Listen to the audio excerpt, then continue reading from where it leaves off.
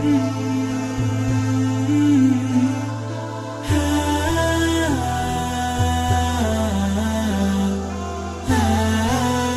ini makhluk yang punya macam-macam hajat. Makanan, minuman, rumah, kendaraan dan sebagainya. Ini sudah fitrahnya manusia. Berbeda dengan malaikat. Malaikat ini makhluk yang tidak punya hajat apa-apa. Mereka tidak perlu makan, tidak perlu minum, tidak perlu rumah. Mereka tidak sakit sehingga tidak perlu obat, tidak perlu dokter, tidak perlu apoteker, tidak perlu pertanian, tidak perlu perdagangan. Tapi manusia ini makhluk yang diciptakan oleh Allah. Mereka ini punya macam-macam hajat, dan di sini inilah ujian Allah kepada manusia itu. Karena manusia ini bisa menunaikan hajat-hajatnya dengan dua cara. Ada cara yang diridhoi oleh Allah, cara yang halal. Ada juga yang menunaikan hajatnya dengan cara yang tidak diridhoi oleh Allah, cara yang haram. Dan yang halal ini bertingkat-tingkat. Ada halal yang tingkatan yang paling baik, ada halal yang tingkatan di bawahnya, ada yang di tingkatan lagi, bawahnya lagi, bawahnya lagi, sampai ada halal tapi mendekati haram, namanya syubhat.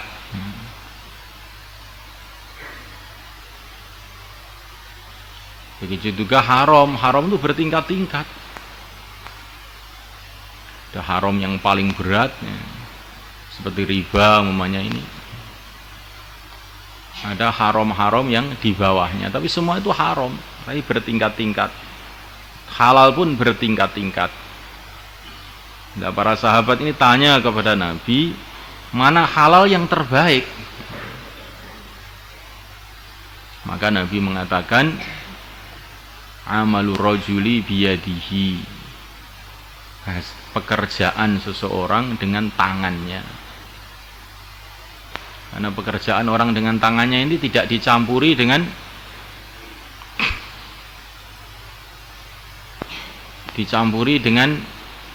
macam-macam masalah lah. Amal rajul biyadi, maknanya orang itu membikin, seperti Nabiullah Daud membikin baju besi kemudian dijual, atau menenun, atau menjahit. Ini termasuk amalur rajuli biyadihi, pekerjaan-pekerjaan tangan ini paling halal.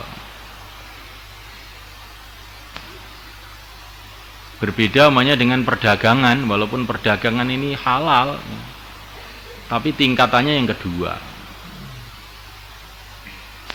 Karena dalam perdagangan itu kadang-kadang ada cacat, tidak dijelaskan, perkara kurang baik, tidak dijelaskan, sehingga ini walaupun antarodin sudah saling ridho, tapi ada unsur-unsur kadang-kadang kurang baik, memuji-muji barang lebih berlebih-lebihan sehingga dibeli itu lebih mahal. Jadi di dalam perdagangan ini ada hal-hal yang kadang-kadang ini kurang jelas antara penjual dan pembeli, sehingga di sini tingkat kehalalannya berbeda dengan pekerjaan tangan itu.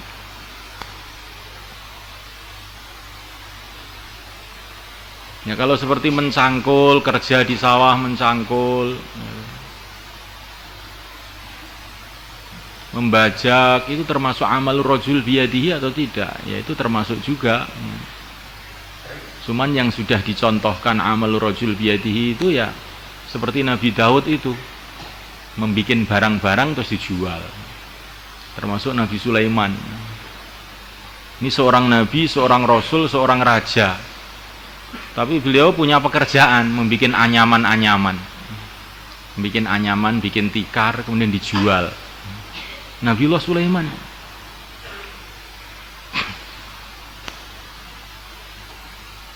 Jadi santri itu kalau punya pekerjaan itu bagus juga. Salman Al-Farisi punya pekerjaan menganyam tikar juga. Untuk membeli bahannya 1 dirham, kemudian nanti dijual laku 3 dirham. Yang 1 dirham untuk modal, yang 1 dirham untuk keluarganya, yang 1 dirham untuk fisabilillah.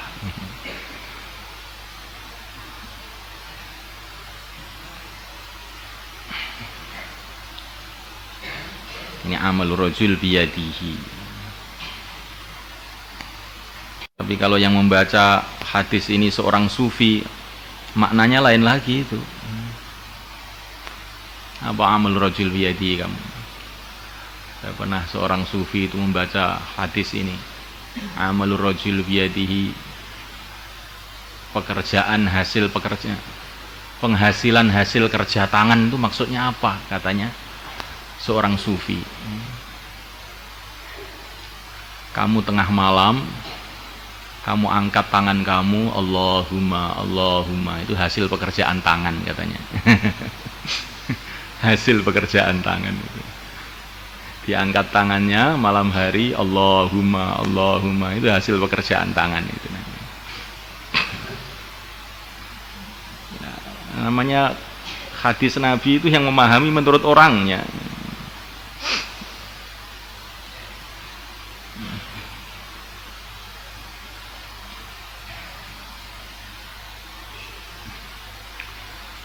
Jadi kullu kasbin itu maksudnya jual beli di sini. Wa ani bin Umar radhiyallahu ta'ala anhu qala su'ila Rasulullah sallallahu alaihi wasallam ajil kasbi, manakah penghasilan afdalu lebih utama?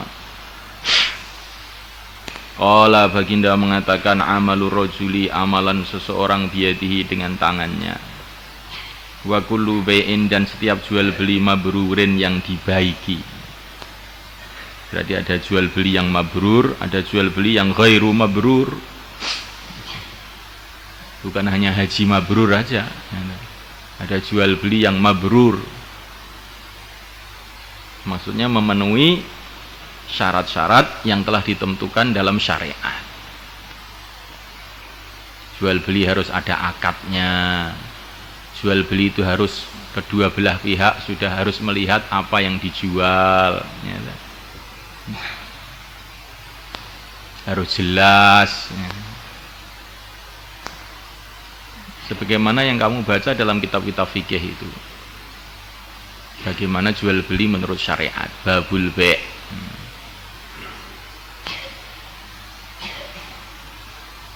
Wa kharaja Tabarani bi isnadi an Ibnu Umar radhiyallahu ta'ala anhuma 'anil Nabi sallallahu alaihi wasallam. Qala, baginda Nabi mengatakan, innallaha yuhibbul mu'minal muhtarif. Sesungguhnya Allah mencintai orang iman al-muhtarifa, yang kerja. Muhtarif itu orang yang punya pekerjaan itu.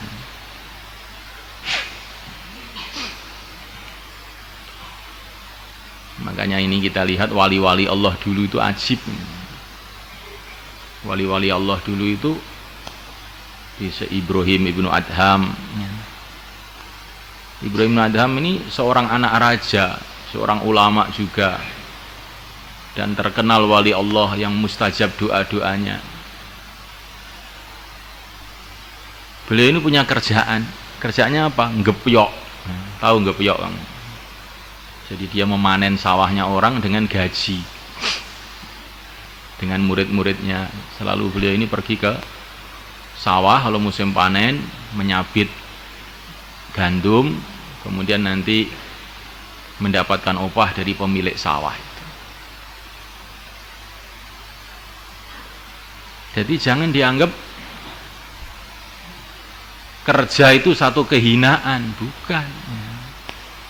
Bahkan itu mendatangkan kecintaan Allah. Innallaha yuhibbul mu'minal muhtarif. Orang iman yang kerja. Aib itu bukan dalam kerja. Orang mencangkul, membajak, itu bukan aib. Aib itu kalau kamu berharap kepada makhluk, itu namanya aib. Nah, kita ini harus punya prinsip kehidupan yang jelas. Tapi orang iman kerja di sawah, niatnya itu untuk mengamalkan hadis ini. Allah mencintai orang yang mukmin yang kerja. Jadi orang iman tuh pergi ke sawah rasanya sama dengan pergi untuk tahajud juga, mencari keridhaan Allah. Maka tidak mungkin mukmin itu kerja kemudian maksiat, tidak mungkin. Sebagaimana sholat maksiat kan tidak mungkin toh. Sholat itu untuk mencari ridho Allah, masa kita mau maksiat waktu sholat? Kan nggak mungkin.